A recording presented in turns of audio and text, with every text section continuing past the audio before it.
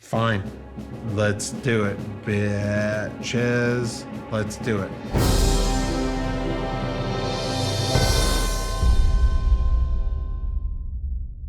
Hello. Today we're talking about Frances Cleveland, wife of Grover Cleveland.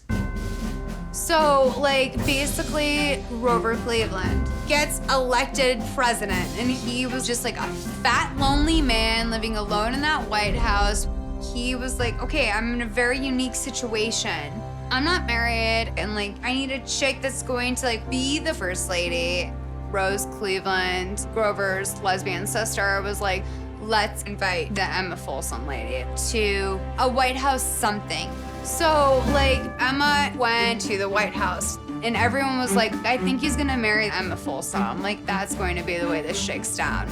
But then, Groves, kind of saw Emma's daughter, Frances, beautiful 21-year-old girl. And he was like, how can I hit that? It was romantic, and he wound up being like, let's just you and me take a little tour of this White House situation. So he took her out to some balcony that's all romantic or whatever. And he was just like, look at this, look at this.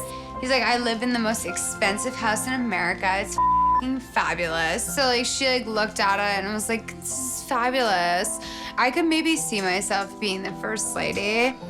But then Emma Folsom saw that Grover was jockeying on her daughter Frances. She was like, okay, I think you're about to get with the guy that I like, which is bogus. You just get out of the country. So she sends her to Europe for 1 year after her graduation. But unbeknownst to her own damn self, Grover Cleveland wrote Frances a letter and was like, let's get married. And Frances wrote back yes, I will marry you. It was one of those it was a Chloe and Lamar sort of 9-day wedding situation where they very quickly announced their engagement. Grover was Frances was gonna be the main bitch. The press freaked out. So Grover was okay, well, I will be fully committed to a certain woman, and I will be fully committed to a woman that's my husband, wife. Wait, what was I saying? I didn't eat today. That's probably so bad. We need to get some food in you. Okay, wait, let's see you. Oh, honey, cute. I'm so proud of you. 1 place, frog and nuggets. Frog and... Okay. Thank you. What do you think? Colonial.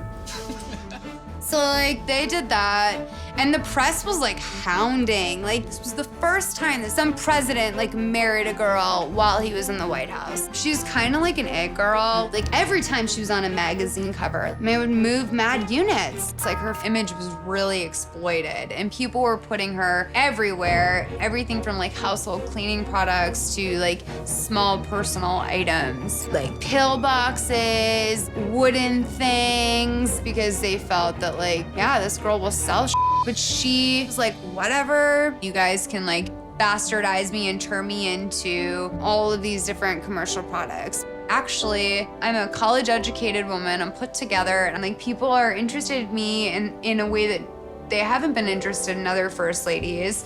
And I'm going to blow that up. If everyone's going to be paying attention to me, let's make sure they're paying attention to me for the right reasons.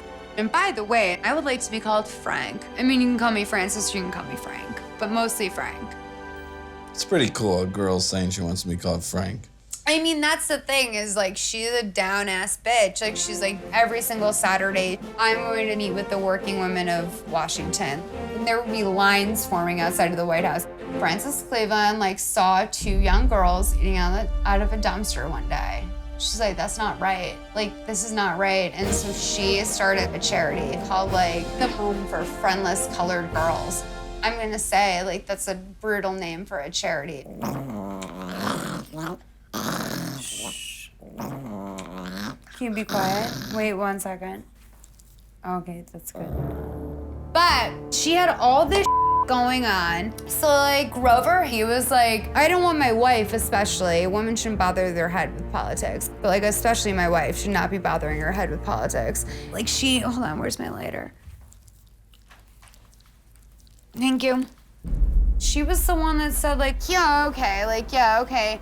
Groves, you're telling me that I can't have a political opinion or you're telling me whatever, but it, these are my girls. I'm gonna have these people, I'm gonna shake all of their hands, I'm gonna hear their thoughts, I'm gonna hear their voices. And she went out of her way to support women. She was so charitable. She never stopped. And on her very last day in the White House, 23,000 people came out to meet her. And she was like, thanks so much. She's great. I think she's honestly, I'm in love with her. I think she's the greatest first lady ever. Cheers. Cheers to day drinking. Day drinking. Oh.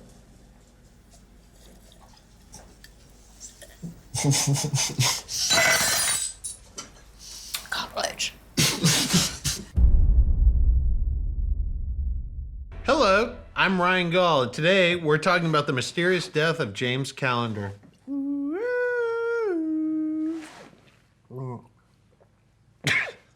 Mr. Gall, Yes. so where does our story begin? None of your business. Okay. No. All right. Richmond, Virginia, July 17th, 1803. James Callender is found floating face down in the James River. How did he get there? Are you curious? Very. Well, in order to find out, we need to go back 10 years to 1793. James Callender, Scottish immigrant, salacious journalist, and a drunk, gets a job as a stenographer with the new Congress. And he's like, guess what? I don't trust any of these assholes, and I don't buy what they're doing. He is suspicious to the point where he starts digging up information on them. And so James Reynolds shows up at a bar and says to Alexander Hamilton, hey, unless you pay me, I am going to let this story out that you were banging my wife. So Hamilton is writing him a check, but more importantly, he's writing the check from the United States Treasury. So Callender's like, Hamilton's not only having an affair, but he's taking money from our government? How dare he do that? And he basically, with one article, ruined Hamilton's career. Hamilton is like, God damn you. God damn you, James Callender, you son of a bitch. Gone. Callender sits back and is like, that's where I get my high. But out of the shadows comes Thomas Jefferson and is like, hey, I saw what you did with Hamilton. Nice work. John Adams right now is the sitting president. Callender goes, duh. Jefferson's like, I want to be president. Take Adams out, I will hook you up. Callender's like, I doubt you can do what I want because I want to become the Postmaster General of Richmond. And Jefferson goes, dude, I shit Postmaster Generals of Richmond's for breakfast. And Callender goes, fine, let's do it, bitches. Let's do it. Callender writes a new article. He calls Adams pro-monarch. That was bad. John Adams is sitting there going like, what? No, I am not. I am not pro-monarch. But the people believe it immediately. So Jefferson becomes president. But guess who's going to jail? Callender, for sedition charges. Basically writing to create revolt against the government. And Callender's like, this is pretty rough, but Jefferson promised me this will be worth it. And Jefferson is like, holy shit, I'm president, Adams is out, I'm in, and Callender, oh, holy shit, Callender's in jail. Hey, Jerry, can we pardon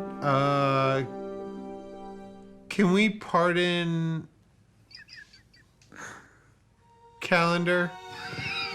And Jerry's like, No, yeah, we can pardon anyone we want. You're the goddamn president. He goes, okay, pardon Callender. He gets out of jail, runs to see Jefferson. He's like, Thomas, that was awesome. We did it. Let's make me the postmaster general of Richmond. And Jefferson literally is like, yeah, Jerry, could you please pay Callender $50 and then escort him out? Callender's like, are you kidding me? I'll take the $50 for sure. But guess what, Jefferson? You want to mess with me? I got one gun, and that's called gossip. And gossip, gossip, gossip, gossip, gossip, gossip, gossip, gossip, gossip, gossip. Sorry, that's my pillow, so it doesn't matter. And so Callender puts out a piece of information so damning nobody could survive it. Hey, guess what? Jefferson's not as cool as you think. He is having an affair with Sally Hemings. Who's Sally Hemings? Oh, just his slave. Everyone is like, what? Are you kidding me? What did Jerry think about that pamphlet? So Jerry is like, did you hear about this? And Jefferson goes, don't put it so close to my face, Jerry. And Jerry goes, I can do nothing right. I can do nothing right. And by the way, Jerry, 80 years old.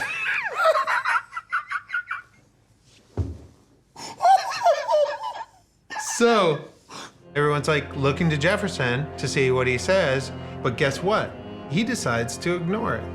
He just goes, I'm sorry. I don't know what you mean. I don't know. And he's slowly backing out the door. And Callender's like, no, you can't leave. You have to address this. Everybody in my past has addressed these things as they have come up. And he just goes, no. Bye. And Callender's jaw dropped, like, what did he just pull on me? And because he didn't care, the people didn't really care as much. They're like, hey, Callender, nice try, you dink. His drinking got worse. He's broke. And here we are in 1803. So what happened? Did he walk down to the James River and maybe he was too wasted and he stumbled, boom, hit his head, floated out to the middle and died? That's possible. Or was something more sinister going on? He had a lot of enemies at that point.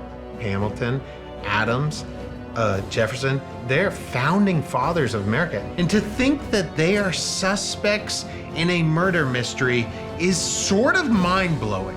I mean, try to name 3 bigger names. The Rock, Well, I mean, when it comes Sandra to Bullock. founding our nation.